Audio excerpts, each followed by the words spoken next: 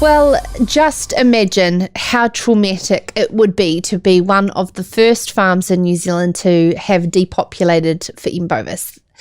Before we knew anything, and the rush of communication or lack of would have been something I could not actually even imagine, to be fair. But for our change maker this week, they certainly have embraced that word change for the positive, and I'm really looking forward to sharing our next guest's story. Morgan and her husband Kelly's farm, as I said, was one of the first to be depopulated from the cattle disease Mycoplasma Bovis, taking Morgan's so many, as she calls, pets in her herd with her, completely upending what was their goals for their future.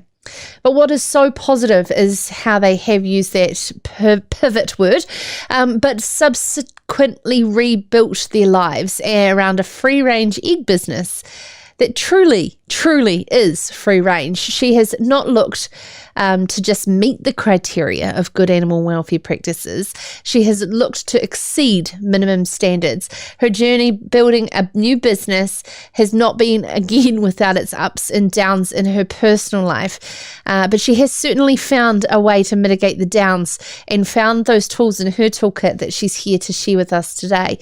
She now gifts pullet eggs to local schools. She rehomes all birds exiting her business and has planted pastures to best meet the hens' dietary needs, just to mention some of the principles she runs her business by. An absolute inspiration in joining us now.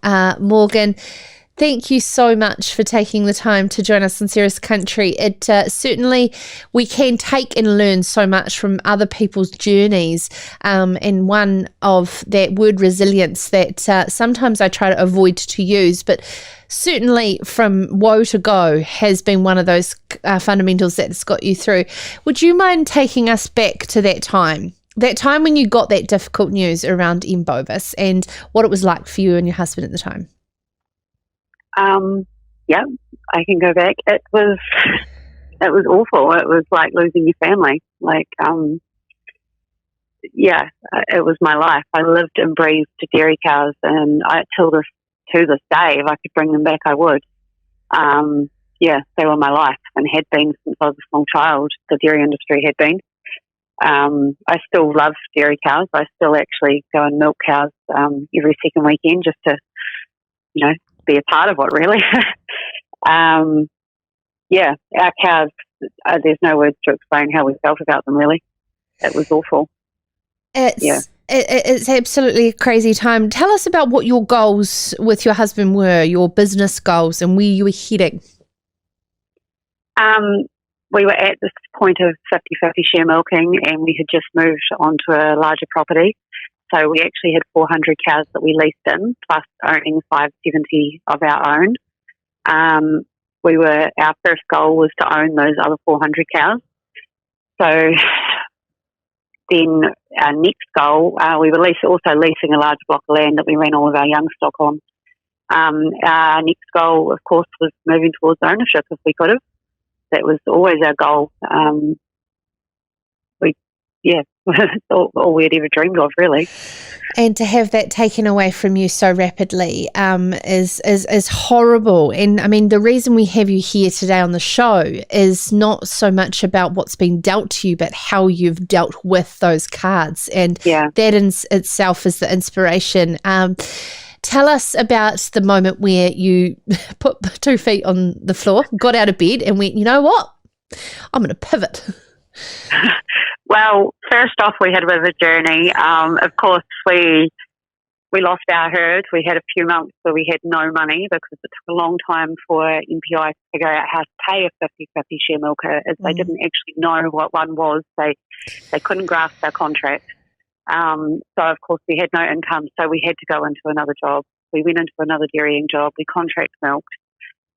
We did that for 1.5 seasons, and it was hard. It was really hard because they weren't our cows. It was probably the hardest thing we've done. We went through it. We did it.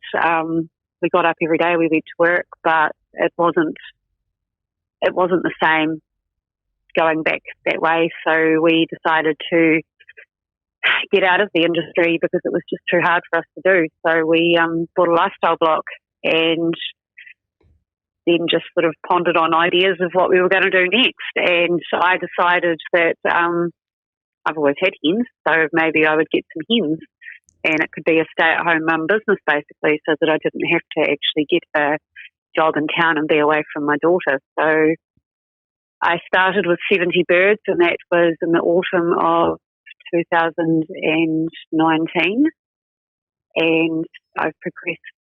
My business is slightly more than a stay-at-home mum business now.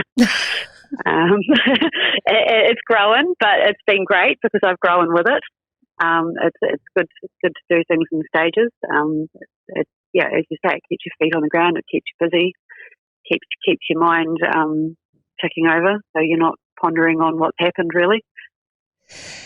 Fantastic. So let's delve into the free range egg business, which in the description said very, very, very much free range, and it goes so much more beyond just putting that label on. There's so much more that is important to you. You can live out your value systems through what you're doing. Share with us a little bit more on that. Well, primarily, yes, we are free range. We're also a no-kill operation because after what happened to our girls, it didn't matter what I did next, they weren't going to get killed. So our birds all go off to be rehomed. The minimum standard, the standards through MPI for free range farming, I feel are quite low. So my birds they've got a huge amount of room to forage. They get to exhibit their natural behaviours. They always have access to layer pellets as well because I feel they need that for their nutritional requirements. But yes, we're moving towards planting specialist crops. So the crops are a lot more digestible for the birds, as well as giving them their natural health benefits. It enhances the egg as well. So yeah, I mean, for our customers, I feel we're doing the best that we can for our birds, as well as providing a fantastic product. I'm really intrigued. Well, is it a trade secret around what crops you're planting? Not really. We're just because we run. Of course, we're not organic. It's very difficult to be organic. So my farming practices, I try to run them as close to organically as possible. So we're spray free, and the crops I plant are pretty well regenerative. So they will grow for up to 4 years roundabout before we have to sort of spread a bit more seed. We're looking into plants like we've got clovers in there, chicories, plantain, as well as I have a huge garden as well that I grow a lot of spinach, silver beet, pretty much anything they fancy. I grow it for them and take that down to them fresh every day as well, just to supplement so they're getting just a little bit more. The idea of the crops is that through the cold winters and also in the summer, because they all run quite a long taproot, they shouldn't burn off on us. What are some of those? I was just wondering around the cohabitating of cows, sheep and hens together. You see chickens being used in so many ways, cleaning up and going round and working together. Being a dairy farmer yourself, is this a way forward for the egg industry, do you reckon? I'm not sure if it's everybody's cup of tea. I have cows and sheep around here as well, but my chickens actually get first pick. And then once the hens have been off the crop for a couple of weeks, cattle will go in there, and cattle or the sheep, and take it down low so that it grows back fresh again for the chickens. Yeah, I mean, they do cohabit. And all of the manure from the hens, we compost it. We let it age for about a year, and then it goes back over our paddocks, so we're not using synthetic fertilisers. We're just straight using organic matter. Yeah. Morgan, I'd like to talk about some life learnings through the last 5 years of your life, and share with us, some wisdom for those who may be struggling with something that they feel is out of their control. You've got to get up every day. You have to do it. It's going to get better. Honestly, it will get better eventually. yes, I suppose we had a lot of support from rural support came in and helped us out a lot. And I mean, without them, it would have been a whole lot more difficult. But I mean, you keep your friends and your family around, and as long as you've got support, it's always going to get better. The universe provides for you eventually. You just have to be patient, really. Oh, you really do. I mean, that's the word I was looking for. It will provide eventually, and I've found that now. I still have my ups and my downs. It's quite difficult sometimes to promote your product for what it is. Especially, I mean, I've got very limited experience in that aspect, but convincing people what your product is and, to buy it over everyone else's product, it's really difficult. Especially, well, I don't know, it's hard to say anyway, but a lot of people look at free range and they think we're all the same. It's not like that at all.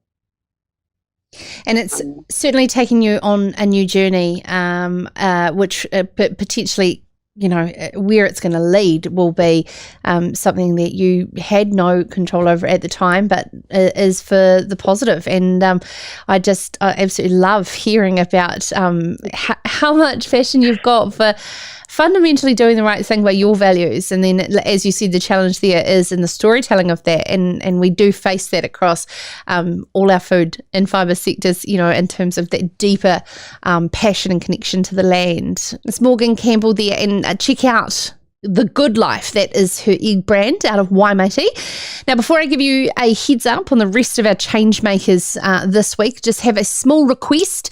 If you head over to sarahscountry.com, you can now subscribe to our Sarah's Country Club, where you can get emails on what is coming up on the show well in advance of everybody else. You don't have to check out that on social anymore. Now, coming up in this week's Change Maker on Wednesday, on demand on podcast and YouTube, we are joined by Ag Research's senior scientist, John McEwen, who's our change maker because of his decades of dedication to sheep breeding.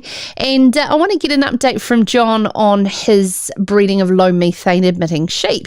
Then on Friday, our change maker is an orchard management platform, simplifying harvest with Matty Bloomfield from Hector, announced as a finalist in the New Zealand High Tech Awards recently. Until we meet again, take care of yourself and keep working on that open heart and open mind. Haere rā.